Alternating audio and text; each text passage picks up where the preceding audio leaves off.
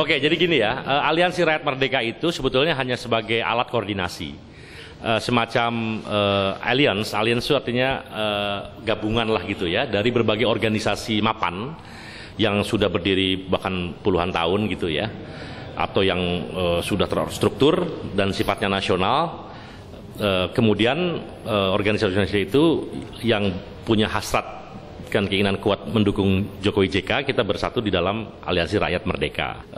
Kayak generasi muda Konghucu ya, itu sudah resmi bergabung dan dengan 160 jaringan di kabupaten kota mereka akan bekerja memenangkan Jokowi JK melalui kerjasama dengan ARM, bukan kerjasama dalam payung ARM ini.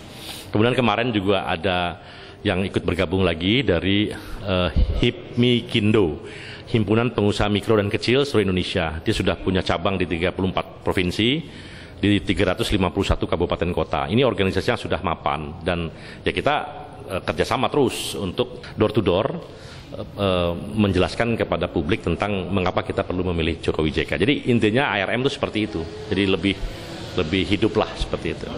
Pak Jokowi misalnya bicara soal adanya ketimpangan dalam soal pendidikan. Ada orang yang pintar sebenarnya bisa melanjutkan pendidikan tapi tidak punya uang, itu keluar kartu Jakarta Pintar.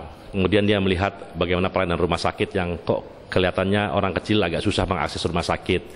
Itu kan hasil belusukan-belusukan ya. Itu kemudian muncul gagasan kartu Jakarta Sehat. Nah itu nyata, yang hal-hal seperti itu nyata dirasakan oleh masyarakat.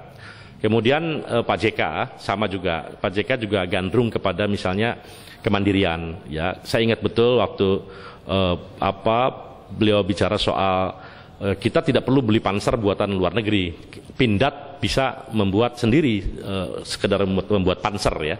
Akhirnya terjadi perdebatan dan akhirnya disetujui beli panser dari Pindad dengan harga sepertiga dari harga internasional, karya bangsa sendiri gitu ya.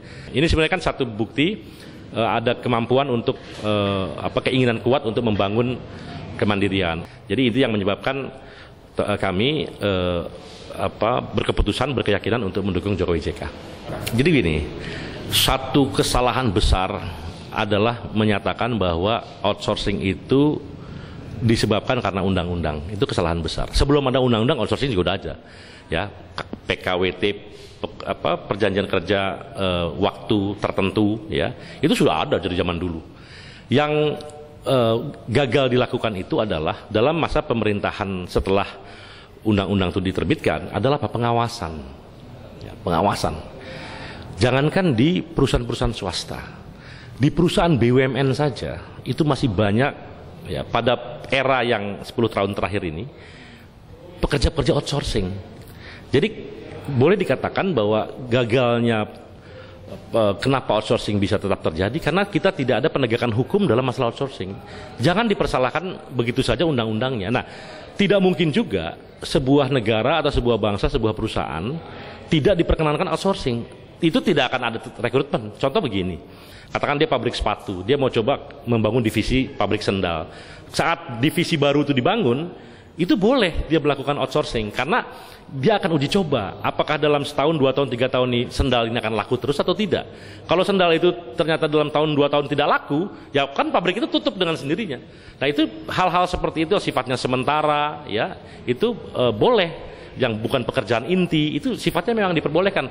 Problemnya adalah yang bukan sementara dan bukan inti ternyata itu digebyah uyah atau dipukul rata para pengusaha-pengusaha itu menggunakan jasa outsourcing. Itu yang salah, harusnya pelit, nggak boleh itu. Nah pemerintah di sini harusnya melarang. Jadi jangan menyalahkan itu dan saya rasa teman-teman udah mengerti soal itu gitu. Jadi implementasi, seindah apapun undang-undangnya kalau implementasinya tidak diawasi dengan baik itu tidak akan kita kontrol gitu. Saya memang pernah berminat untuk ikut konvensi Demokrat. Saya harus mengatakan apa adanya, karena itu kan saya orang bebas, saya orang netral, saya aktivis lah. Dan kemudian saya diangkat oleh Presiden, dan saya berterima kasih untuk itu. Sampai hari ini saya tetap berterima kasih, mendapatkan pengalaman, dan saya merasa sudah banyak juga mengerjakan beberapa pekerjaan di pemerintahan yang bisa dirasakan oleh buruh migran ya. Dan kemudian saya setelah itu ada kesempatan untuk konvensi Demokrat. Sebagai orang bebas, orang yang tidak berpartai lah begitu, maka saya ikut berusaha untuk ikut serta dalam konvensi. Tapi faktanya saya tidak diperkenankan ikut. Dengan satu dan lain hal saya tidak ikutlah, itu intinya.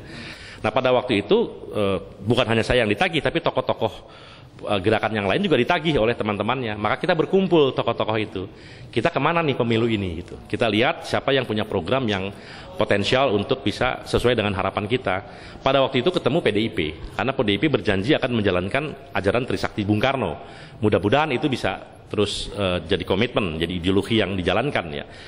Nah PDIP menggembar-gemborkan janji-janji itu. Karena kalau itu dijalankan buat kami gerakan buruh misalnya, usaha kecil dan sebagainya, itu akan sangat terbantu dengan pelaksanaan ajaran itu gitu. Maka kita kemudian bersepakat, oke, kita mendukung PDIP.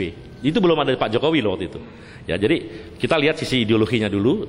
Sekarang ini yang paling pas adalah kita melihat PDIP. Maka kita gerakan ARM didirikan di mana-mana, di berbagai kota, gerakan buruh dan lain-lain mendukung PDI Perjuangan. Barangkali ini yang membuat agak berbeda dengan pemerintahan SBY, karena kan PDIP dianggap oposisi kan. Nah kalau saya mungkin pada waktu memilih Golkar atau saya memilih bersama teman-teman memilih PAN atau P3 atau PKB, barangkali saya nggak akan dipecat. Jadi setelah kejadian itu hanya selisih 1 hari kerja, hari berikutnya saya sudah diberhentikan. Saya sama sekali tidak merasa kecewa, sakit hati, sama sekali tidak. Karena ini memang sudah satu pilihan. Jadi saya tetap berterima kasih dan tidak ada hard feeling. Saya feeling juga, saya diberhentikan juga, saya yakin betul bukan karena hard feeling, karena memang sudah berbeda saja. Ya itu kan boleh-boleh saja ya. Jadi nggak ada yang salah lah menurut saya. Semuanya benar. Cuman mungkin cara jalannya yang agak berbeda gitu loh. Kalau menurut saya gini, Pak Jokowi dan JK lebih realistik dan kita melihat dari apa yang sudah dikerjakan. Jangan lihat dari pidato dan sebagainya. Misalnya Pak Jokowi kemarin, dia pergi ke NTT sebagai gubernur, dia pergi ke Sulawesi Selatan. Di kepala beliau sudah ada pemikiran tentang pentingnya kita mulai memetakan wilayah keunggulan komoditas. Misalnya NTT itu sebagai wilayah keunggulan komoditas peternakan. Sehingga kita tidak perlu impor lagi gitu. Tidak perlu impor lagi kalau kita bisa mengembangkan peternakan di NTT misalnya. Kemudian Pak Jokowi datang ke Sulawesi Selatan, dia bicara soal lumbung beras. Ternyata Sulawesi surplus beras begitu banyak. Artinya itu antar wilayah di Indonesia sebetulnya sudah bisa saling memenuhi untuk rakyat Indonesia secara umum. Artinya kita tidak perlu impor lagi. Itu bagian daripada kemandirian. Ya. Hal itu bukan baru akan, tapi sudah dikerjakan gitu. Nah, menurut saya kesempatan kalau beliau ditakdirkan menjadi presiden, maka gagasan-gagasan yang sudah dilakukan dalam tahap yang sangat terbatas ini akan menjadi sebuah gerakan nasional dan kita yakin kita bisa menjadi bangsa yang lebih bermartabat gitu ya. Dan karena itu kita kerja keras tanpa syarat juga. Jadi kita ini jumpalitan di lapangan itu tidak pernah ada janji apa-apa. Kita hanya mengharapkan beliau-beliau itu memimpin, harapan kita terpenuhi. Tidak ada janji transaksi apapun gitu loh. Itu yang membuat saya nggak boro-boro Pak. 1 rupiah pun kami belum pernah dapat uang ya dari katakanlah entah itu tim sukses nasional, pikir belum pernah. Jadi kita kerja aja dan semua teman-teman di sini juga bekerja berdasarkan keyakinan itu ya, berdasarkan keyakinan dari sebuah track record yang sudah kita saksikan gitu.